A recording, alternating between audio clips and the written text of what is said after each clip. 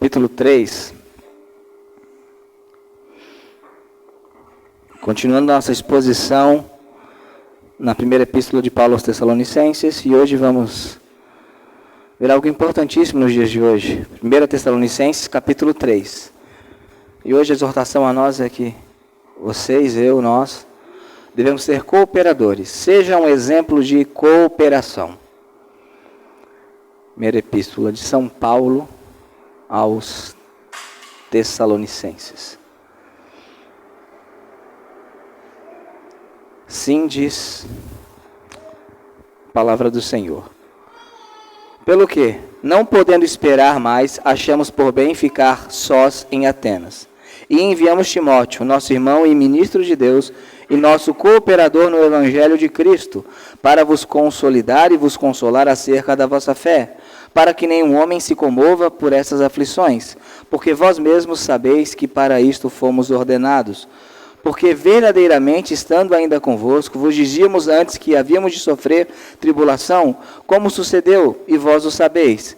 Por esta causa, não podendo eu também esperar mais, mandei-o saber da vossa fé, temendo que o tentador vos tentasse, e o nosso trabalho viesse a ser em vão. Mas agora, vindo Timóteo de vós para nós, e trazendo-nos boas novas de vossa fé e caridade, e de como sempre tendes boa lembrança de nós, desejando muito ver-vos, como também de ver-vos. Portanto, irmãos, ficamos consolados acerca de vós, em toda a nossa aflição e angústia, pela vossa fé. Porque agora vivemos, se estáis firmes no Senhor.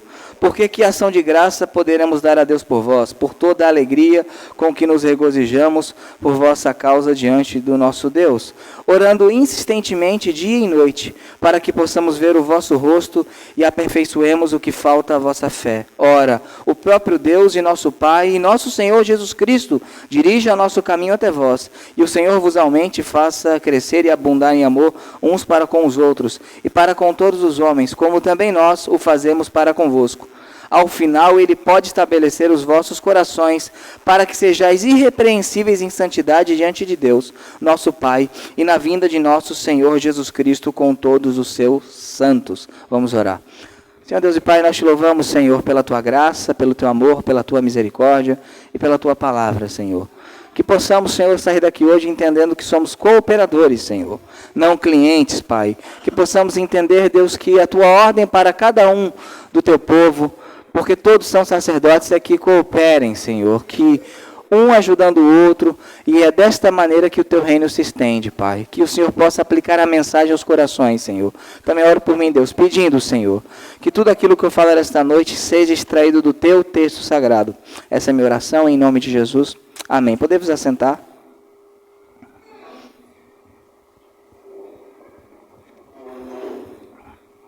Seja um exemplo de cooperação. Paulo aqui, quando ele escreve aos Tessalonicenses, ele escreve e a sua carta é enviada à igreja por meio de Timóteo. Timóteo fica na igreja de Tessalônica durante um tempo em que Paulo tem que sair meio que fugido de Tessalônica. A gente já viu isso nos domingos anteriores. E no domingo anterior, retrasado, que houve a Páscoa, nós vimos o exemplo de ministério. Paulo era um exemplo de ministério a qual nós devemos imitar. E aqui a gente vai ver o exemplo de cooperação, tanto na vida de Timóteo quanto na vida de Paulo. Então Timóteo, ele vai da Tessalônica, vai até Paulo, ele dá notícias da igreja a Paulo. Paulo então escreve à igreja e Timóteo volta à igreja com a carta de Paulo para ser lida perante toda a igreja. Então Timóteo aqui está cooperando com Paulo. E esse capítulo ele vai falar da cooperação de Timóteo e do próprio Paulo com o Evangelho do Senhor, com o reino de Deus, e é algo que nós devemos entender, porque estamos diante de uma época em que somos servidos, nós pagamos para ser servido. Nós precisamos de alguma coisa, geralmente nós pagamos, para que então a gente venha a ser servido. Nós vamos no shopping, nós esperamos ser bem servidos, porque a gente quer um bom ar-condicionado, a gente quer um bom estacionamento, nós queremos uma boa praça de alimentação, nós queremos um bom cinema, nós queremos boas lojas, uma boa variedade de coisas. Isso é natural, a nossa sociedade é assim. Isso em si não é errado. Nós, quando vamos numa oficina, nós queremos um bom serviço. Também não tem nenhum problema nisso. Nós, quando vamos alugar, assinar um streaming, nós queremos um bom catálogo. Nós queremos um catálogo variado. Então, nós estamos impregnados de demandas às nossas questões, nós queremos ser servidos. Isso é natural, isso é normal, isso intrinsecamente não é errado. O que ocorre, algumas vezes, é que quando nós estamos no ambiente de igreja, no ambiente onde o reino de Deus, nós, às vezes, mesmo que inconscientemente, nós pegamos isso e transportamos para o ambiente do Senhor, para o ambiente do reino de Deus. Então, nós esperamos, então, que a igreja, que os ministros nos sirvam. E essa é uma visão totalmente equivocada de reino de Deus. É uma visão totalmente equivocada, que vai contra as Escrituras. E a gente observa aqui na carta de Tessalônica, que existem servos servindo o reino de Deus. E a visão que a gente herda, né, muito dos nossos irmãos da América do Norte, muito mesmo, é que a igreja tem que oferecer tudo às pessoas, para que as pessoas então queiram ir à igreja. E o que isso cria? Um laço de dependência. Eu dependo de você para que você invista, então eu posso servir mais você. Isso é uma relação de cliente, né, e estabelecimento. Isso não é reino de Deus. Quando a gente olha as Escrituras, a gente vê algo bem diferente. Deus nos chamou para a cooperação. Claro que todos devem servir uns aos outros. O que ocorre é que, muitas vezes, existe uma classe que serve, uma classe que é servida, e isso é colocado na balança. Ali serve melhor, ali tem uma sala melhor, ali a água é melhor, ali a projeção é melhor, ali o pastor é melhor, ali tal coisa é melhor, e a gente fica balançando. O que é melhor? E não qual é a vontade de Deus para nossas vidas. Isso é um erro. Isso tem se alastrado no meio evangélico. Vamos abrir ali em 2 Coríntios, capítulo 6, versículo 1. 2 Coríntios, capítulo 6, versículo 1. E a gente vai ver o que a gente é. Nós somos colaboradores, cooperadores ou clientes. 2 Coríntios 6, 1. Então nós, como colaboradores dele, rogamo-vos também para que não recebeis a graça de Deus em vão. O que nós somos? Colaboradores. Então a ideia que se tem, o que a tua igreja tem? É a pergunta que geralmente é feita. O que a sua igreja tem? O que ela tem a me oferecer para que eu saia da minha casa, vá a ela e então possa ter um serviço religioso a mim? Isso é uma visão absolutamente equivocada, uma visão absolutamente mercantilista, materialista do reino de Deus. E a gente olha as cartas de Paulo, olha o Novo Testamento, a gente vê que não era assim. E não é para ser assim. A igreja é um local de cooperação entre os irmãos, um local de serviço. Uma igreja, e eu louvo a Deus por essa igreja que entende isso, uma igreja que se coloca como cliente, não pode reclamar que a liderança só quer dinheiro. Eu vejo algumas pessoas reclamando do meio evangélico, porque só quer dinheiro, mas boa parte dos crentes se colocam como clientes. E o que a loja quer do cliente? Dinheiro. Então, quando a gente vai para as Escrituras, a gente observa que é uma questão de entendimento do que é o reino de Deus. Existe um rei, e é o Senhor e não é a gente. E nós, quando vamos à Bíblia, a gente observa que nós somos cooperadores. Aqui, nesse texto aqui, a gente observa que Timóteo e Paulo eram um exemplo de cooperação no Evangelho, na disponibilidade e na oração. Nós devemos ser exemplos nessas coisas, de cooperação no Evangelho, cooperação na disponibilidade e cooperação na oração, para que então o reino de Deus se estenda, se expanda. Primeiro ponto aqui, exemplo na cooperação do Evangelho, verso de 1 a 4, a gente observa isso. Como? De que maneira eu posso cooperar com o Evangelho? Primeiro, você coopera com o Evangelho quando você entende a sua posição, né? E eu louvo a Deus porque pregação expositiva, isso já estava programado. A gente tem, às vezes, no canal do YouTube e outras coisas, gente que não entende que nós não somos a última bolacha do pacote. Nós cooperamos com o Evangelho quando entendemos a nossa posição. Qual é a nossa posição diante de Deus e na igreja? Verso 2. E enviamos Timóteo, nosso irmão e ministro de Deus e nosso cooperador no Evangelho de Cristo. 3 coisas aqui que Paulo afirma que Timóteo é. Ele é irmão, ele é ministro de Deus e ele é cooperador. Então vamos entender o que é isso. Irmão, adelphos, fiel companheiro. O que ele está dizendo? Timóteo é da minha família.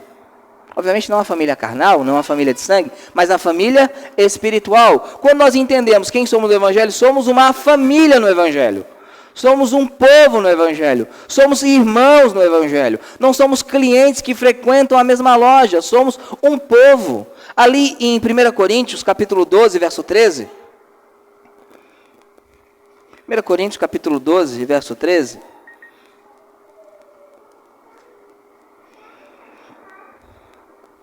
Diz o seguinte: porque por um Espírito todos nós fomos batizados em um corpo, quer sejamos judeus ou gentios, quer sejamos escravos ou livres, e a todos foi dado de beber em um só Espírito.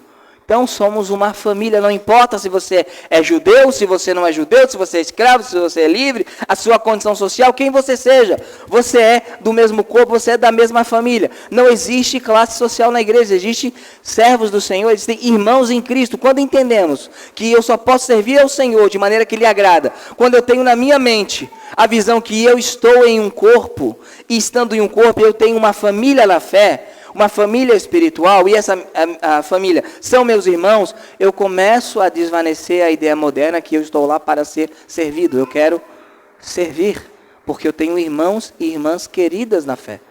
Paulo fala, Timóteo é nosso irmão, é o nosso fiel companheiro. Timóteo é da nossa família. Quando você vai em um ambiente de serviço, né, uma loja, você não vê os atendentes como irmãos. Você vê eles como seus servos, né? E você está pagando um preço justo para ter um serviço. O que acontece é que boa parte da vida cristã moderna, ela é pautada no individualismo. Você vai para a igreja para que você tenha, né, eu falo isso hipoteticamente, não estou dizendo que alguém faça isso aqui, mas que você tenha a sua relação com Deus. E não a nossa relação com Deus. A nossa relação comunitária com o Senhor, como povo de Deus. Eu sei que você tem a sua relação com Deus no seu quarto, até mesmo durante o louvor, durante a mensagem. Deus fala com você individualmente. É óbvio que fala, mas Ele fala coletivamente com o seu povo. Ele fala coletivamente com todos nós. Então, Timóteo é irmão. Um outro termo aqui, e esse termo foi meio deturpado com o tempo, e ministro de Deus. Eu sou ministro. Tem algumas palavras para ministro, uma delas é rupertes, não é a palavra que aparece aqui, mas essa palavra rupertes, ela significa o cara que está lá no porão do navio remando, fazendo o navio andar. Né? Isso é ministro. Eu sou ministro. Então, ministro é o cara, o escravo, que está lá no porão. Paulo fala isso em 1 Coríntios. Em 1 Coríntios capítulo 4, somos ministros de Deus, somos ruperetas. Estamos debaixo lá do navio, remando, né, fazendo o navio andar. Né? É o que Paulo fala que ele é. Aqui é usado outra palavra, ministro aqui, é diácono. Sim, a palavra diácono. Diácono, na verdade, é uma transliteração. Diácono. O que significa a palavra diácono? Né? Não que ele era um diácono, aqui diácono no sentido genérico, que todos nós somos. É o garçom, aquele que atende a mesa. Qual é a função do garçom? Ele observa o ambiente e verifica aonde é necessário ser atendido, correto? O diácono é isso. O diácono é alguém disposto a servir aonde é necessário. Imagina só, Timóteo era pastor. A tradição conta que ele era bispo de Éfeso. A função dele aqui vai ser levar uma carta. Timóteo, eu levar uma carta? Eu sou Timóteo. Sou o pastor da igreja de Éfeso, sou bispo de Éfeso, eu vou levar uma simples carta? Pede para Febe, que levou a carta de Corinto, aos romanos. O diácono, o ministro de Deus, nome bonito, né?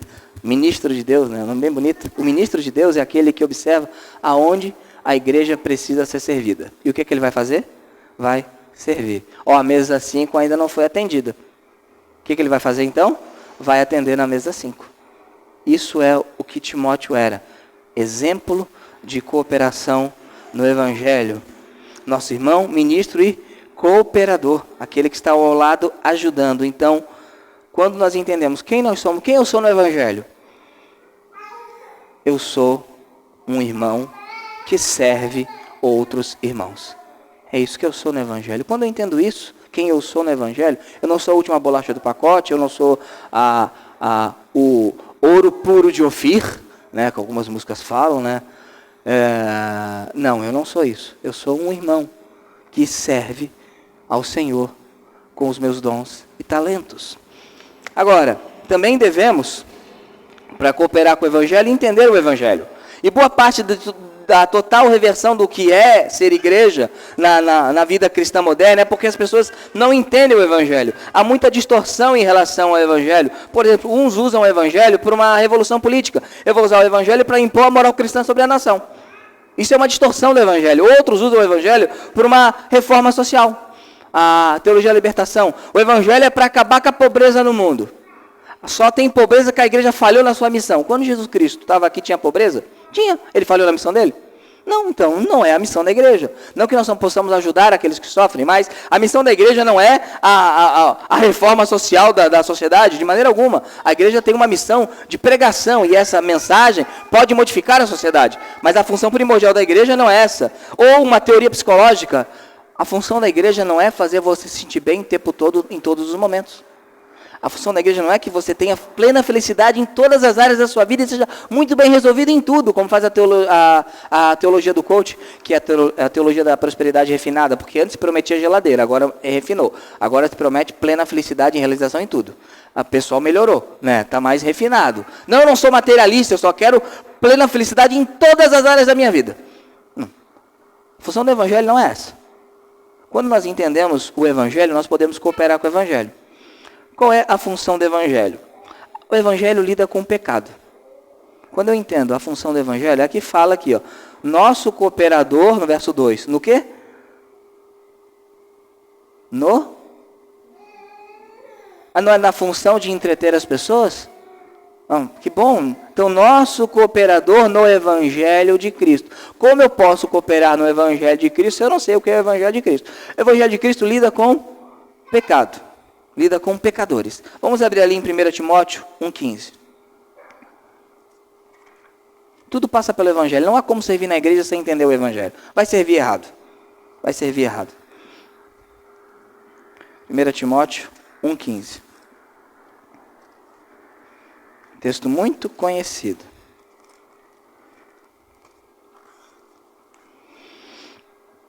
Paulo diz o seguinte, inspirado pelo Espírito Santo. Esta é uma palavra fiel e digna de ação, que Cristo Jesus veio ao mundo para salvar os pecadores, dos quais eu sou o principal. Cristo Jesus veio ao mundo para salvar quem? É isso que o Evangelho lida. O Evangelho lida com pecadores. O Evangelho lida com a nossa salvação. O Evangelho lida com a redenção do nosso ser. O Evangelho lida com isso. É preciso o entendimento do Evangelho, do que é o Evangelho. Vamos abrir ali em 1 Coríntios, capítulo 15. Você quer cooperar com o Evangelho? Entenda o que é o Evangelho. Não há como cooperar com o Evangelho sem entender o que é o Evangelho. 1 Coríntios 15.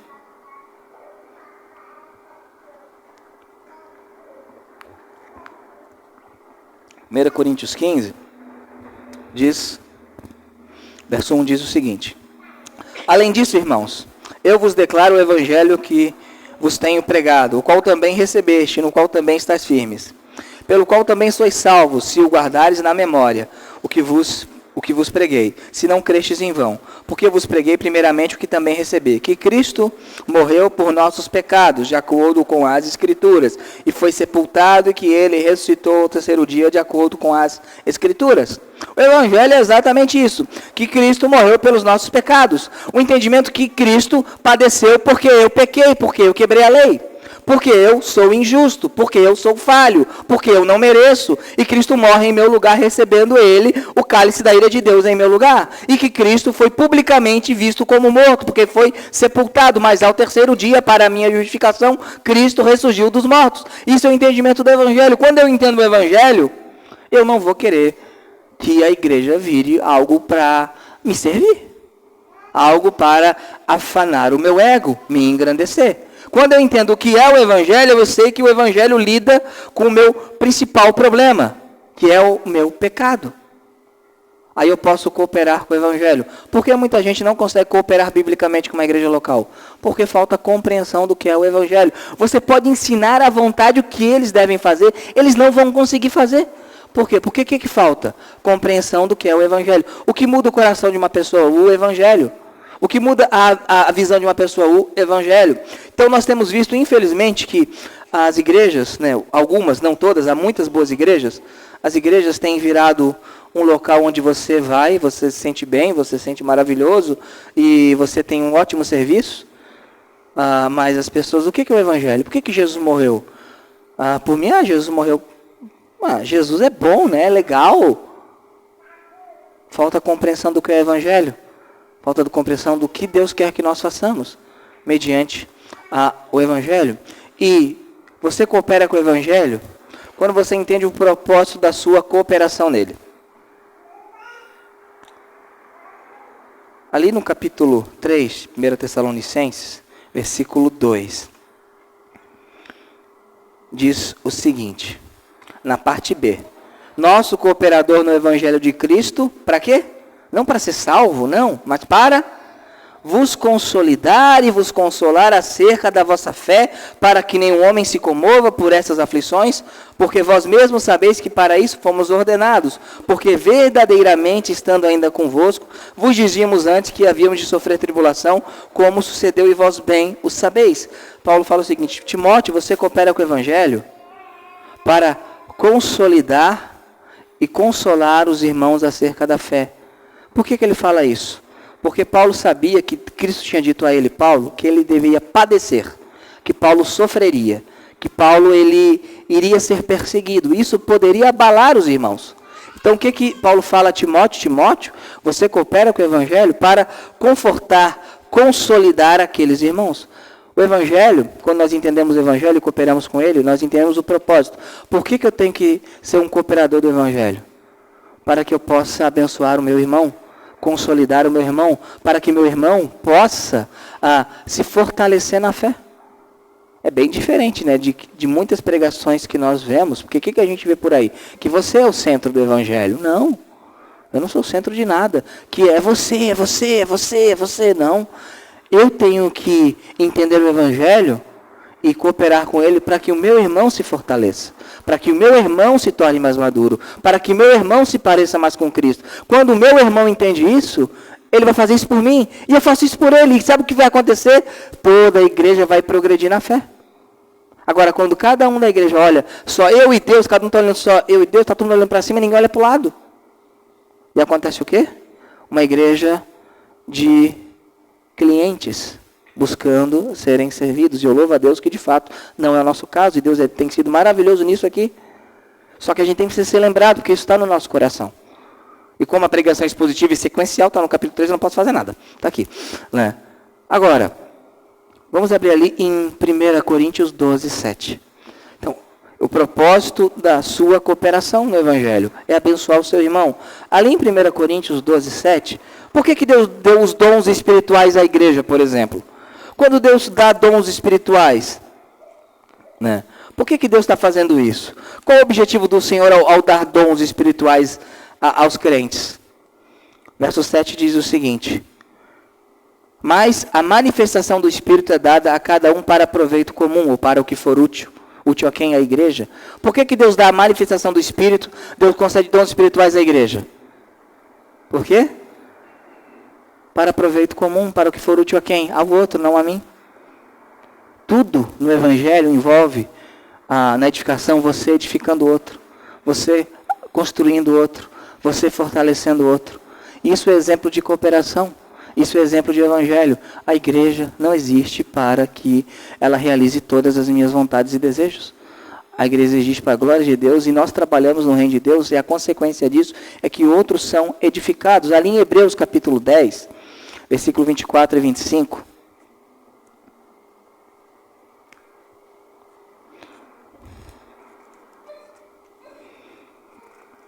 Hebreus 10, 24 e 25. Diz o seguinte: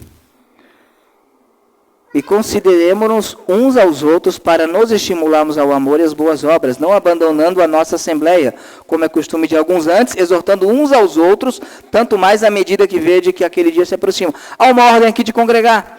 Agora, o que poucas pessoas não entendem, melhor dizendo, é que um dos motivos que é pecado no congregar, sabe qual é? É que você está deixando de edificar outra pessoa. A gente acha que o congregar, nos reunir como igreja, é uma coisa só eu e Deus. Mas se Deus usa você para edificar outro, quando você não congrega, não se reúne, não está em comunhão, você está deixando de edificar outro. Aqui fala, consideremos uns aos outros para nos estimularmos ao amor e às boas obras. Nos estimularmos, exortando-nos uns aos outros. Exortar aqui não é dar bronca, pessoal. Eu vou exortar. Exortar é animar, né? Vou exortar, eu sou exortação, um pastor de exortação. Exortar é animar, né? O crente gosta de dar bronca, mas aqui exortar é animar, é fortalecer. Exortando-nos uns aos Quando falta um, os outros não têm, ué. O que a Bíblia nos demonstra? Que o propósito da nossa cooperação no Evangelho é abençoar os outros. É abençoar os outros. Quando Deus escolhe Israel, escolheu Abraão, falou, em ti serão benditas, o quê? Todas as nações. Ele escolhe Abraão para formar um povo, para que as outras nações sejam abençoadas. Quando nós entendemos o propósito da nossa cooperação, entendemos o que é o Evangelho, nós podemos então ser colaboradores, cooperadores no Evangelho. Senão nós não conseguimos cooperar. Isso é fundamental entendermos. Temos que exorcizar toda a ideia moderna de igreja. Que eu vou a um determinado local para ser servido, para receber um poder, sei lá, algo meio da força, meio Star Wars, alguma coisa assim. Eu saio, então minha semana, aleluia. Eu estou sendo instruído para ajudar outras pessoas a crescer na fé, e essas pessoas estão sendo instruídas a me ajudar a crescer na fé. Cooperação no Evangelho. O segundo ponto da mensagem, a segunda verdade. O que Deus quer que você seja um exemplo de cooperação na disponibilidade. Aqui que está também um grande problema. Porque se você entender tudo sobre o Evangelho e não está disponível, não adianta de nada também. Concorda? Aquele cara é um ótimo médico, mas ele nunca pode operar, então não adianta de nada. Você é um ótimo médico que nunca pode operar. Então a gente vai ver aqui exemplo de disponibilidade. Eu devo dizer uma coisa aos irmãos. Você tem tempo para aquilo que você considera importante. Ninguém está ocupado demais para atender uma dor de barriga. Correto? Todo mundo para quando tem dor de barriga. Todo mundo para. Já tive dor de barriga pregando, mas segurei. Não nesse momento agora. Não nesse momento agora. Você tem tempo para aquilo que você considera importante. Você tem que estar, então, disponível o suficiente para se preocupar com o trabalho. Verso 5. Por esta causa, não podendo eu também esperar mais, mandei-o, Timóteo, saber da vossa fé, temendo que o tentador vos tentasse e o nosso trabalho viesse a ser em vão. Paulo aqui está dizendo o seguinte, eu fiquei com medo que o nosso trabalho em Tessalônica fosse prejudicado por quem? Por Satanás. Então eu mandei Timóteo. Mas Timóteo estava muito ocupado, então ele não foi e a igreja de Tessalônica acabou. Não foi isso que ocorreu. Timóteo, ele foi disponível. Ele foi uma pessoa que estava disponível. Ali em 1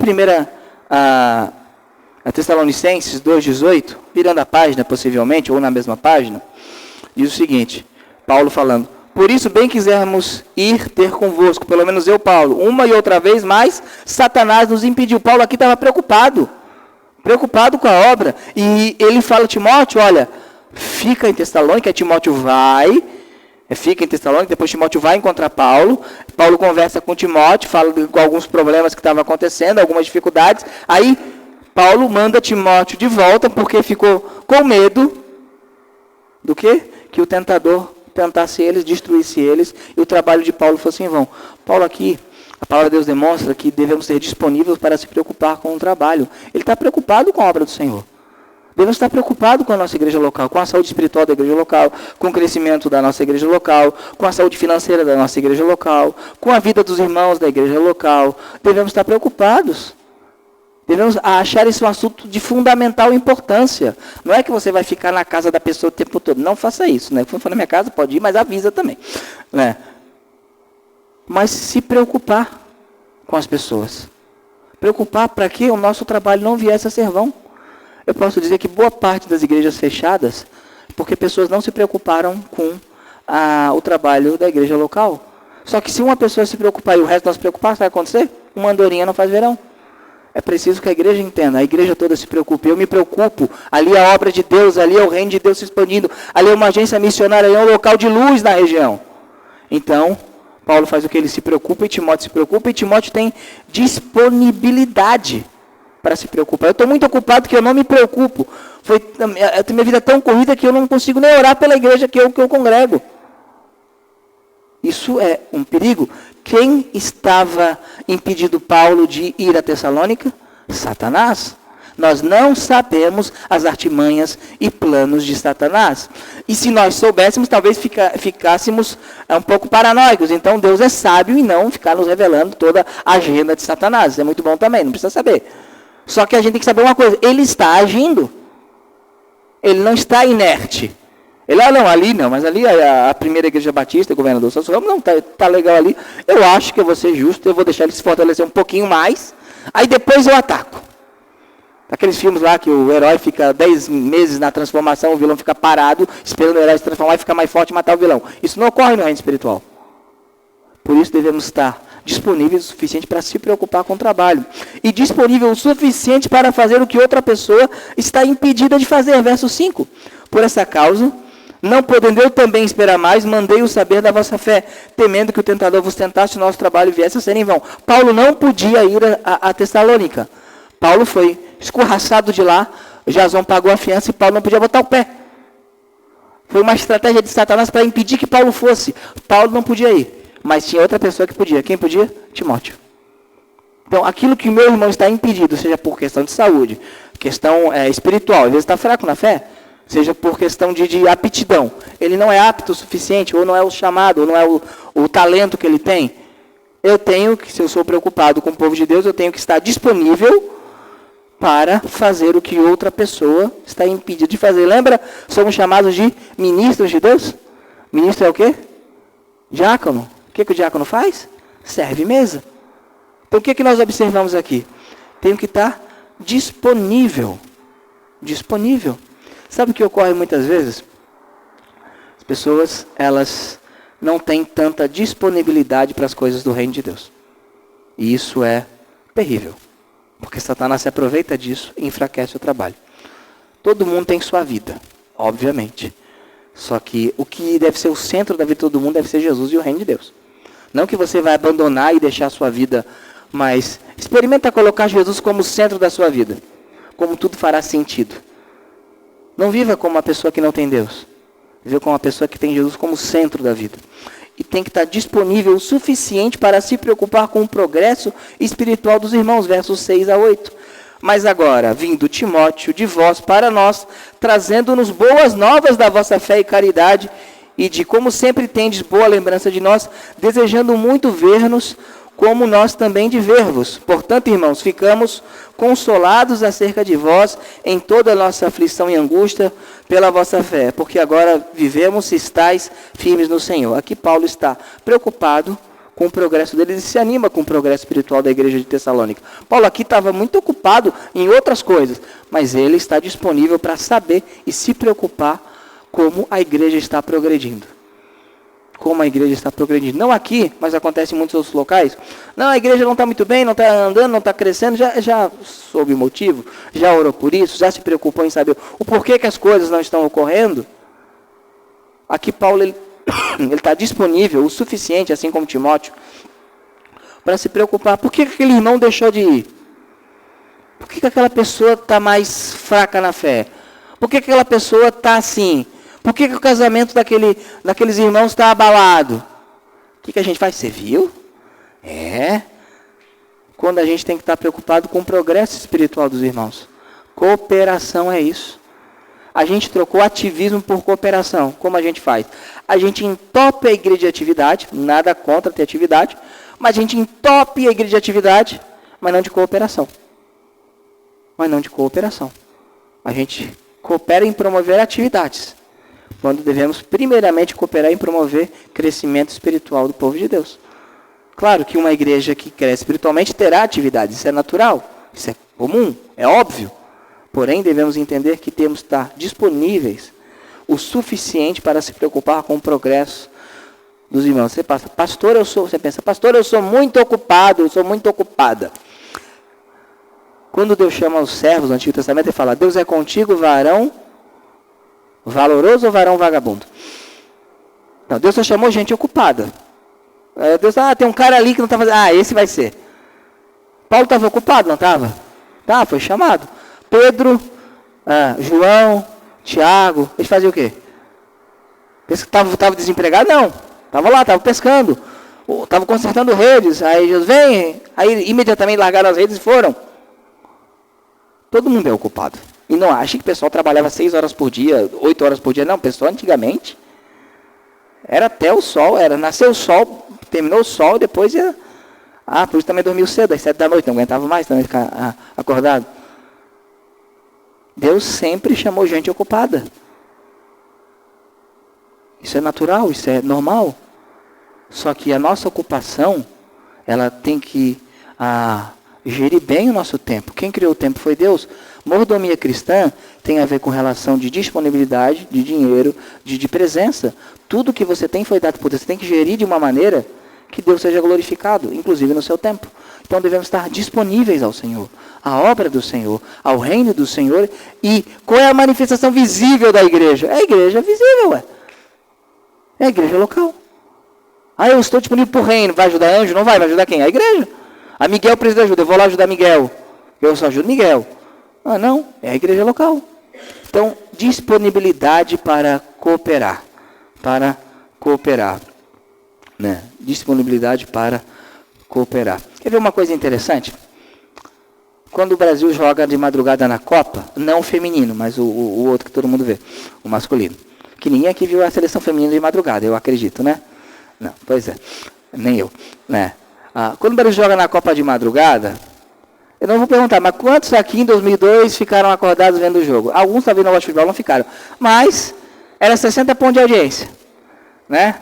Vai marcar uma vigília, né? É assim. A gente tem que priorizar o reino de Deus. Priorizar as coisas do Senhor, estar disponíveis para as coisas do Senhor. E o terceiro ponto, a terceira verdade, Deus quer que você seja um exemplo de cooperação na oração. Por quê? Porque a gente lida com coisas espirituais. Existem dois extremos. O primeiro extremo é um misticismo sem teologia bíblica. Você cai no misticismo. Uma coisa estranha, maluca. Fica dando ordens às entidades e acha que você é um bruxo gospel. É terrível. Há outro extremo. Um intelectualismo morto e frio, achando que você só está lidando com o texto. A oração é fundamental para a vida de uma igreja. A oração é fundamental para a vida cristã. A oração é fundamental para um casamento. A oração é fundamental para todas as coisas na vida. Por quê? Porque não lidamos com coisas materiais somente. Nós lidamos com coisas espirituais. Os dois extremos são perigosíssimos e podem destruir uma igreja. Tanto uma igreja que só pensa em uma questão mística, no mau sentido, quanto uma igreja que acha que ela é um seminário e que é só absorver conhecimento. Se você só absorver conhecimento, Satanás vai te comer com sucrilhos no café da manhã, porque ele conhece mais do que a gente. Agora, se você só querer ter experiência, você vai desembocar para a heresia, porque você não vai ter conhecimento e como gerir isso. Então, cooperação na oração, os versículos 9 ao 13, mas antes vamos abrir ali em Romanos 15, verso 30.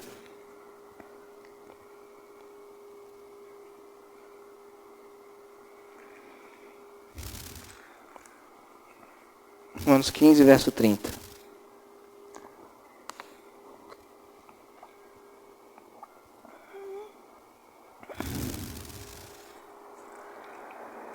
Olha que interessante. Diz o seguinte. Paulo aqui quer ir na Espanha, né? Aliás, ele escreve toda a carta aos romanos para pedir oferta para ir para a Espanha. Esse é o objetivo de Paulo. Demorou 15 capítulos, agora eu quero que vocês me enviem à Espanha. Né? Foi isso que Paulo fez. E de acordo com a tradição, ele chegou na Espanha. Qual era a ordem de Jesus? Chegar até o fim do mundo. Na época, eles achavam que o fim do mundo era onde? Era ali. Então ele foi até o fim do mundo. Né? Verso 30. E agora eu suplico-vos, irmãos, por nosso Senhor Jesus Cristo e pelo amor do Espírito, que luteis juntos comigo nas vossas orações a Deus por mim. Que combateis, que luteis, aonde? Nas orações.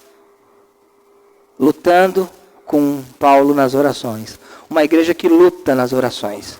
Uma igreja que ora em conjunto. Uma igreja que sabe que a oração também é o campo de batalha. A oração também é o local onde nós devemos lutar. O local onde nós devemos batalhar em prol do reino de Deus. Quando você ora pelos propósitos de Deus, você está batalhando pelo Senhor. Você está lutando pelo Senhor. Não precisa ficar tentando adivinhar onde tem portal, onde não tem portal, essas bobagens. Ficar amarrando demônio. Não precisa. Mas ore pelos propósitos de Deus. Ore para que o reino de Deus se estenda, se expanda, para que a vontade do Senhor seja feita. Ore para que você não seja tentado pelo tentador. Ore para que você seja livre de Satanás, do maligno. Ore para que a igreja progrida espiritualmente, para que as portas do evangelho sejam abertas. Ore, combatem com oração. Batista não gosta muito disso, né? Ainda bem que não está gravando, então eu posso falar um pouco da nossa tradição. Batista, a gente ficou meio com trauma na década de 60 por causa da entrada do movimento carismático. A gente acha então que oração é coisa de pentecostal. George Miller, que nem existia ainda pentecostal, tinha um caderninho com 30 mil orações respondidas, quando ele começou a contar, né? 30 mil orações respondidas, né? Então, é fundamental cooperar na oração. Mas como é que eu coopero? Oração de gratidão pelo povo de Deus, verso 9. Pelo que ação de graças poderemos dar a Deus por vós, por toda a alegria com que nós nos regozijamos por vossa causa diante de nosso Senhor. Olha que coisa interessante. Que ação de graça poderemos dar a Deus por vós, com toda alegria. Nós nos alegramos por vossa causa diante de Deus. Qual foi a última vez que você se alegrou pela vida, pelo progresso espiritual dos seus irmãos diante de Deus? Senhor, eu te louvo, Senhor, porque aquela pessoa, Deus, que era uma encrenca, agora tem melhorado. Aquela pessoa agora está mais firme. Vamos ter batismo agora, dia 21 de maio. Talvez 2, não quero pressionar, né? Vamos ter batismo. Te louvo, Senhor, porque alguém vai professar publicamente a fé em Jesus, será sepultada nas águas e vai ressurgir para uma nova vida. Eu te louvo por isso, Senhor. Eu te louvo pelos visitantes que apareceram. Vamos orar por eles. Eu te louvo, Senhor. Por tantas vezes, Senhor, aquele irmão conseguiu um emprego, Senhor. Te louvo por isso. Conseguiu trocar de carro. Que bom. Aquela família começou a ir na igreja, começou a ter uma nova visão do que é a vida por causa do Evangelho. Paulo fala, eu dou graças a Deus por outros. Eu dou graças a Deus por outros. Devemos ter oração de gratidão pelo povo de Deus, sermos gratos. Ali em Hebreus 12, 15, vamos abrir.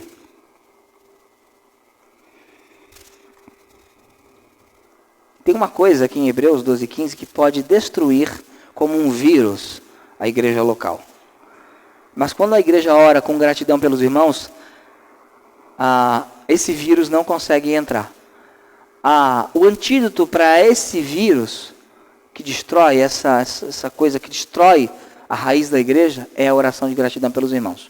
Olha o Hebreus 12, 15. Examinando diligentemente para que nenhum homem fracasse na graça de Deus, para que nenhuma raiz de amargura brotando vos perturbe e por ela sejam muitos contaminados.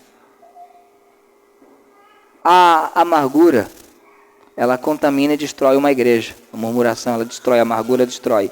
Qual é a maneira de isso não entrar? O antídoto para o cupim não entrar ali. Qual é? É oração de gratidão pelo povo de Deus. Eu te louvo pelo povo de Deus que o Senhor colocou na minha vida. Obrigado, Senhor, por esse povo de Deus. Segundo, oração para o aperfeiçoamento do povo de Deus, verso 10 e o verso 12.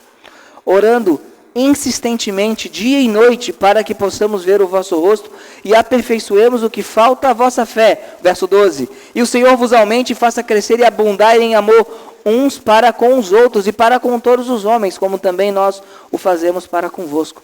Paulo está orando aqui para que aquele povo seja aperfeiçoado, para que aperfeiçoe o que falta à fé daquele povo. Aquele povo, Tessalônica, era uma igreja muito jovem, ainda tinha alguns probleminhas a ajustar, e nós também temos ou não temos.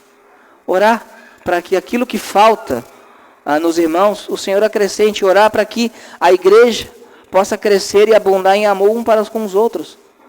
Oração para que o povo do Senhor seja aperfeiçoado. E oração para que Deus dirija e santifique o seu povo. Verso 11. Ora, o próprio Deus e nosso Pai e nosso Senhor Jesus Cristo dirija nosso caminho. Até vós, Paulo aqui queria se encontrar com ele para que pudesse instruir. Então Paulo está pedindo que Deus o dirija até lá. A gente pode pedir que Deus dirija a nossa igreja até onde Deus quer que a nossa igreja vá. É fundamental a oração. Você quer cooperar com a igreja local? Ore. Ore por ela.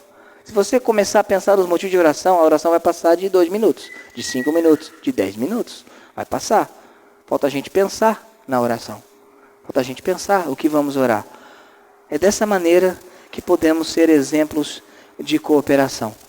E a minha oração, e Deus tem atendido a minha oração, posso dizer, assim como Paulo, eu me regozijo por vossa causa diante do nosso Deus. Eu me regozijo.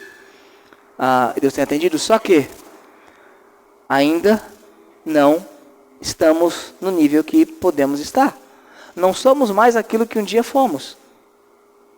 Amém por isso, mas ainda podemos avançar mais do que avançamos. Por isso que devemos nos esforçarmos para sermos um exemplo de cooperação.